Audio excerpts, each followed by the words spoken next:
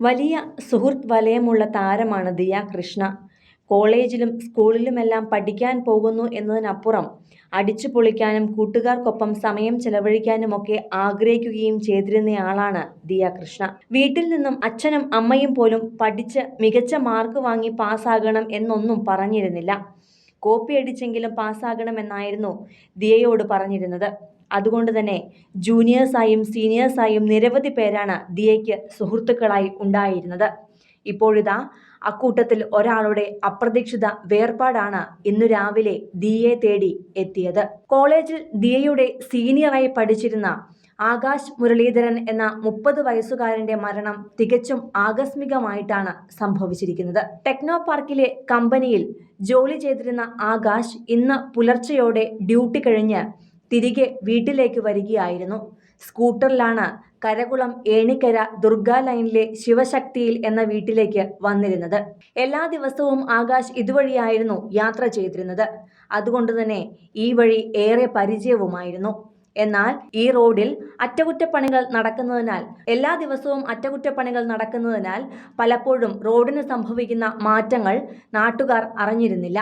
എന്നാൽ വഴയിലേക്ക് സമീപം പുരവൂർ കോണത്ത് ഓടയ്ക്ക് വേണ്ടിയെടുത്ത കുഴിയിലേക്ക് സ്കൂട്ടർ വീണ് ആകാശിന് അപകടം സംഭവിക്കുകയായിരുന്നു.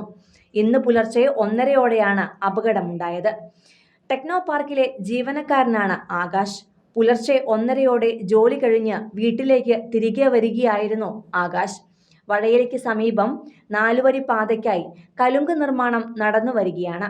അതിനു വേണ്ടിയെടുത്ത കുഴിയിലേക്കാണ് ആകാശിന്റെ വാഹനം. അപകടത്തിൽ പഴയ റോഡിന്റെ ഒരു ഭാഗത്തെ താഴ്ന്ന സ്ഥലത്തേക്ക് വീഴുകയായിരുന്നു ആകാശ്. വഴയില പഴകുറ്റി 4 വരി പാതയുടെ നിർമ്മാണത്തിന്റെ ഭാഗമായ കലുങ്കുപണി നടക്കുന്ന സ്ഥലമാണിത്. പലപ്പോഴും റോഡ് സുരക്ഷയ്ക്കായും യാത്രക്കാരുടെ സുരക്ഷയ്ക്കായും കുഴികൾ മറയ്ക്കുകയോ അല്ലെങ്കിൽ എന്തെങ്കിലും സൈൻ ബോർഡുകൾ വയ്ക്കുന്നതോ പതിവാണ്. എന്നാൽ ഇന്നലെ രാത്രിയിൽ ഈ കുഴി മറച്ചിരുന്നില്ല. അതുവഴി കടന്നുപോയ യാത്രക്കാരാണ് ആകാശിനെ തിരുവനന്തപുരം മെഡിക്കൽ കോളേജ് ആശുപത്രിയിൽ എത്തിച്ചത്. ഇന്ന് രാവിലെ 7 മണിയോടെ ചികിത്സയിലിരിക്കെ ആകാശിന്റെ മരണം സംഭവിക്കുകയായിരുന്നു. മൃതദേഹം തിരുവനന്തപുരം മെഡിക്കൽ കോളേജ് ആശുപത്രിയിൽ സൂക്ഷിച്ചിരിക്കുകയാണ്.